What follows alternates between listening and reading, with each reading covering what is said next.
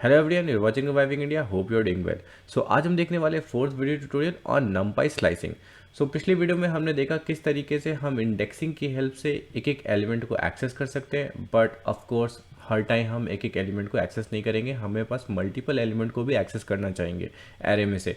तो उस केस में हमें स्लाइसिंग यूज़ करना पड़ता है। जैसा कि नाम से ही क्लियर है कि एक स्लाइस लेना और स्लाइस के अंदर एक एलिमेंट से ज़्यादा हो सकते हैं। तो चलते हैं, देखते हैं किस तरीके से हम स्लाइसिंग यूज़ कर सकते हैं और मल्टीपल एलिमेंट्स एक नंपाई एरे से एक्सट्रैक्ट कर सकते हैं।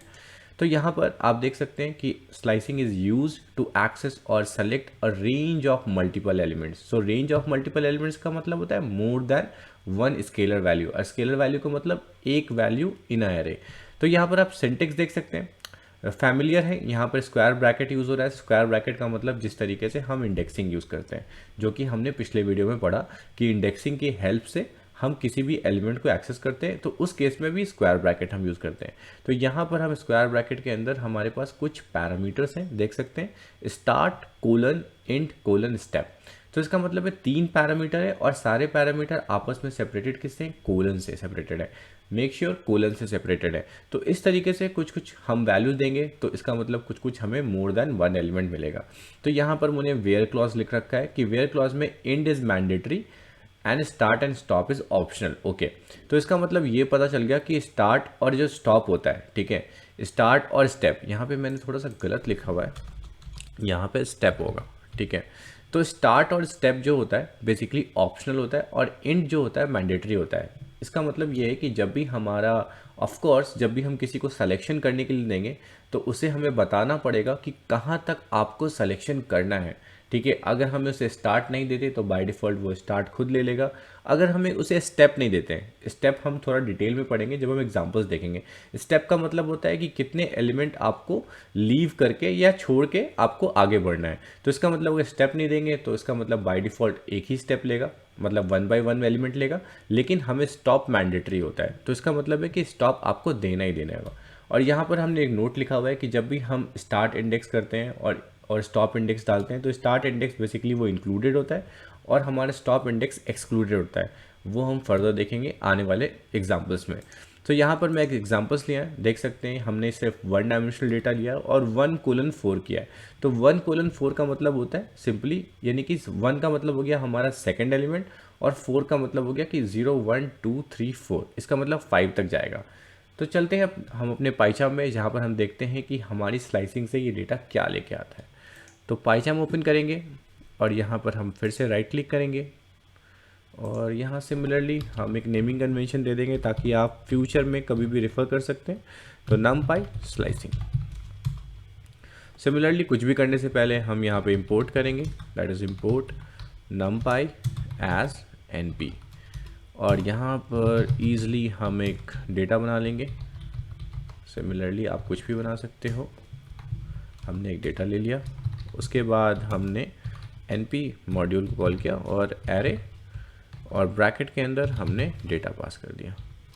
उसके बाद हम यहाँ पर ARR ऑफ, तो सबसे पहले हम क्या करते हैं, स्टार्ट और स्टॉप को यूज़ करते हैं। तो 0 से स्टार्ट करते हैं। सबसे पहले हमने जो एग्जांपल में डिस्कस किया 1 से स्टार्ट करते हैं और 4 तक जाते हैं, ठीक है। तो यहाँ पर हम स्टार्ट कर रहे हैं स्टार्ट और स्टॉप को ले रहे हैं, ठीक है। जैसा कि मैंने आपको बताया कि स्टॉप मैंडेटरी होता है, मैं फर्दर दिखाऊंगा कि आप अगर स्टार्ट को नहीं डालेंगे तो क्या एग्जैक्टली लेगा।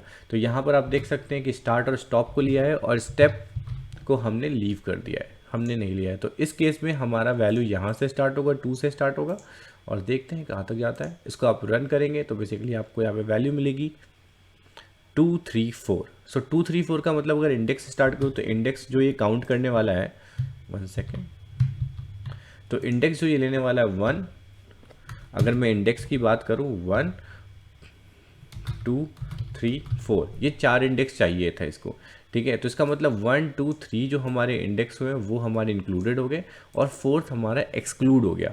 तो इसका मतलब हमें पता लग गया कि जो भी मैं इंडेक्स स्टार्ट करता हूँ, अगर स्टार्ट है तो वो इंक्लूड होगा। 1 का मतलब 2, इसका मतलब 2 वैल्यू हमारी सिलेक्शन में आएगी, उसके बाद 3 आएगी और उसके बाद 4 आएगी। और 5 हमारी नहीं आएगी। तो यहाँ पे अगर काउंट करेंगे तो 1 2 3 4, तो यहाँ तक 4 तक हमारा इंडेक्स जाता है, लेकिन हमारा लास्ट वाला वैल्यू नहीं लेके आता है। तो ये बस एक ध्यान में रखने वाली बात है, अदरवाइज़ आप आराम से कभी भी स्लाइसिंग कर सकते हो। नेक्स्ट है, मैं इसी को ही कॉपी करता हूँ और मैं क्या करता हूँ, हमारे स्टार्ट पैरामीटर को कुछ भी नहीं देता हूँ। तो जैसा कि मैंने आपको बताया था, स्टार्ट पैरामीटर को आप कुछ भी नहीं देंगे तो ये बेसिकली बाय डिफ़ॉल्ट स्टार्टिंग से ले लेगा। तो इसे हम रन करेंगे और रन करते ही देखते आएंगे कि ये 1 से सिलेक्शन स्टार्ट करेगा। जैसे कि यहाँ से 2 से कर रहा था, अब ये 1 से सिलेक्शन करेगा। That's nice. सो गाइज, अगर हमने अगर स्टॉप पैरामीटर भी हटा दिया, लेट्स सी, तो उस केस में एरर भी आ सकता है या कुछ और भी हो सकता है। तो बेसिकली इसमें कोई एरर नहीं आता। इस केस में हमारा पूरा का पूरा डेटा स्टार्ट अगर हम नहीं लगाते तो बाय डिफ़ॉल्ट चूज़ करता है, और स्टेप नहीं लगाएंगे तो बाय डिफ़ॉल्ट वो एंड तक जाएगा। तो इस केस में आपको पूरा का पूरा इंटायर एरे यहाँ हमारा आ जाएगा। सो इस तरीके से आप देख सकते हैं, हमारे पहले वाले केस में ये था, सेकंड वाले केस में और तीसरे वाले केस में हमें पूरा का पूरा डेटा मिल गया। सो इस तरीके से कुछ आप कर सकते हैं। नेक्स्ट है, हम स्टेप भी डिस्कस कर लेते हैं। अगर हमने इतना यहाँ पे किया है तो स्टेप अगर आप बाय डिफ़ॉल्ट देखें तो स्टेप हमारा इस केस में चाहे किसी भी केस में हमारे सारे स्टेप है। सो लेट्स से अगर हम यहाँ पर देते हैं 1:4 और :2, सो हमारे पहले वाले केस में, पहले वाले केस में अगर हम आउटपुट देखें तो हमारा आ रहा था 2 3 4, ठीक है। सो 2 3 4 जब हमारा सारे स्टेप थे, स्टेप हमारा 1 था क्योंकि बाय डिफ़ॉल्ट स्टेप हमारा 1 होता है। अब मैंने बोला कि हर एक सेकंड एलिमेंट लेना है, तो उस केस में हमारा 2 आएगा और 4 आएगा, क्योंकि हर एक सेकंड एलिमेंट लेगा तो बीच वाला एलिमेंट मिस हो जाएगा। तो उसको रन करते हैं और चेक करते हैं कि जो मैंने बोला वो सही है कि नहीं है। तो आप देख सकते हैं कि 2 और 4 आ गया, बीच वाला मिस हो गया। तो इसका मतलब है कि एक स्टेप छोड़ के करेगा। आप ये मत समझिए कि 2 है तो 2 स्टेप छोड़ के करेगा। अगर 2 है तो इसका मतलब है कि 1 एलिमेंट ड्रॉप करेगा और उसके नेक्स्ट एलिमेंट को चूज़ करेगा। सो इस तरीके से आप स्टेप भी चूज़ कर सकते हैं। साथ ही साथ आप सिलेक्शन के लिए नेगेटिव इंडेक्स को भी यूज़ कर सकते हैं। सो नेगेटिव इंडेक्स को जैसा मैंने बताया था, अगर मैं प्रिंट करता हूँ, ठीक है, और यहाँ पर ARR लिखता हूँ और यहाँ पर अगर मैं -1 करता हूँ, पुरानी चीज़ें याद करते हैं एक बार फिर से, तो यहाँ पर -1 बेसिकली हमारे लास्ट वाले एलिमेंट को देगा, जिसका मतलब इसकी आंसर आएगा 5 आएगा। बट इन केस अगर हम नेगेटिव इंडेक्स लगाते हैं और उल्टा जाते हैं -1 से लेके -4 तक, सो इस तरीके से ये -1 देगा, -2 -3 -4। तो रन करेंगे, सो आप देख सकते हैं -1 -2 -3 -4। तो इसका मतलब है कि जो आउटपुट हमारा प्रिंट होगा, ये यहाँ से -1 हमारा स्टार्ट होता है, -1 -2 -3। तो बेसिकली इसका मतलब ये नहीं है कि अगर आपको -1 आ रहा है तो -1 भी आपको मिलेगा। जैसा कि मैंने आपको बताया कि स्टॉप पैरामीटर जो होता है वो एक्सक्लूड होता है। तो यहाँ पर अगर मैं बात करूँ तो -1 हमारा एक्सक्लूड हो गया। सो एक्सक्लूड होने का मतलब है कि 5 तो हमारा आएगा नहीं, और इसका मतलब सिलेक्शन कौन कौन से हो रहा है, -4 -3 और -2। तो चलते हैं -4 -3 -2 देखते हैं। तो आप देख सकते हैं कि -4 -3 -2 है। तो इसका मतलब है कि अगर हमें, आपको लग रहा है कि अगर हम पीछे से सिलेक्शन कर रहे हैं तो हमारा आउटपुट पीछे से क्यों नहीं आ रहा है, आउटपुट 4 3 2 आना चाहिए, बट हमारा आउटपुट 2 3 4 आ रहा है। तो गाइज, आप पॉजिटिव इंडेक्स यूज़ करें या नेगेटिव इंडेक्स यूज़ करें, जो आपका आउटपुट आएगा वो हमेशा लेफ़्ट टू राइट आएगा, कभी भी राइट टू लेफ़्ट नहीं आएगा। तो इसका मतलब है कि सिलेक्शन आप कैसे भी करें, राइट टू लेफ़्ट करें या लेफ़्ट टू राइट करें, लेकिन आपका जो आउटपुट आएगा, सीक्वेंस ऑफ एलिमेंट आएगा, वो लेफ़्ट टू राइट ही आने वाला है। तो इस कंडीशन में 2 3 4 ही सेलेक्ट होगा। अगर हमें ऐसा कंडीशन चाहिए कि हमें 5 भी चाहिए नेगेटिव इंडेक्स की हेल्प से, तो आप क्या करें, आप -1 हटा दें, ठीक है। -1 हटा कर देंगे तो बाय डिफ़ॉल्ट वो लास्ट तक एलिमेंट ले लेगा। देख सकते हैं 2 3 4 5। सो गाइज, इस तरीके से आप पूरा का पूरा एलिमेंट इन तक ले सकते हैं। नेक्स्ट चलते हैं पीपीटी की तरफ, जहाँ पे हम देखते हैं कि क्या हमने आगे डिस्कस किया है। सो यहाँ पर आप देख सकते हैं स्टॉप पैरामीटर ब्लैंक है। तो गाइज, स्टॉप पैरामीटर ब्लैंक है तो आप गेस कर सकते हैं ये पूरा का पूरा एरे हमारा एक्सेस कर लेगा, और स्टार्ट कहाँ से होगा, 3 से होगा। नेक्स्ट है स्टार्ट पैरामीटर ब्लैंक है। तो स्टार्ट पैरामीटर ब्लैंक भी हमने चेक कर लिया है, जहाँ पर हमारा फ्रंट वाला बिल्कुल बाय डिफ़ॉल्ट से स्टार्ट होगा, ठीक है। और नेगेटिव इंडेक्स भी साथ साथ हमने देख लिया। -1 अगर लगाते हैं तो -1 का मतलब 7 वाला एलिमेंट हमारा इंक्लूड नहीं होगा, बाकी -4 -3 -2 हमारा इंक्लूड हो जाएगा, और जो sequence of display of element होगा लेफ़्ट टू राइट होगा, ठीक है। उसके बाद हमने स्टेप भी डिस्कस कर लिया है, तो स्टेप अगर हम 2 लेते हैं तो हर एक एलिमेंट हमारा ड्रॉप करता है। सो इस तरीके से गाइज हमारा ये स्लाइसिंग था।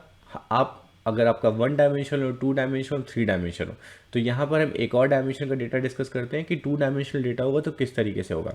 तो जैसा कि मैंने बताया था कि आप उस स्क्वायर ब्रैकेट के अंदर एक एरे भी ले सकते हैं। सो लेट्स से पहले हम चलते हैं और पाइचार्ट में और एक बार एक एग्जांपल लेते हैं। तो यहाँ पर मैं एक डेटा बना लेता हूँ, ठीक है। तो एक और स्क्वायर ब्रैकेट लगा लूँगा और यहाँ कॉमा लगा के 8, 9, 10, 11 लिख लेते हैं, ठीक है। और यहाँ ARR2 is equal to NP dot array और यहाँ पर हम डेटा 2 पास कर देंगे और यहाँ डेटा 2 लिख देंगे, ठीक है। सो गाइज़ यहाँ पर अगर हम प्रिंट करते हैं ARR2, और जैसा कि मैंने आपको बताया था कि 0 का मतलब है 0 का पूरा एरे, और अगर 1 का मतलब होता है ये पूरा का पूरा फर्स्ट एलिमेंट। तो इस तरीके से कुछ हमारा 2 काउंट आ जाएगा, क्योंकि देख रहे हैं ओके यहाँ पर एक एरर आया दैट 2 मेन इंडिसेस।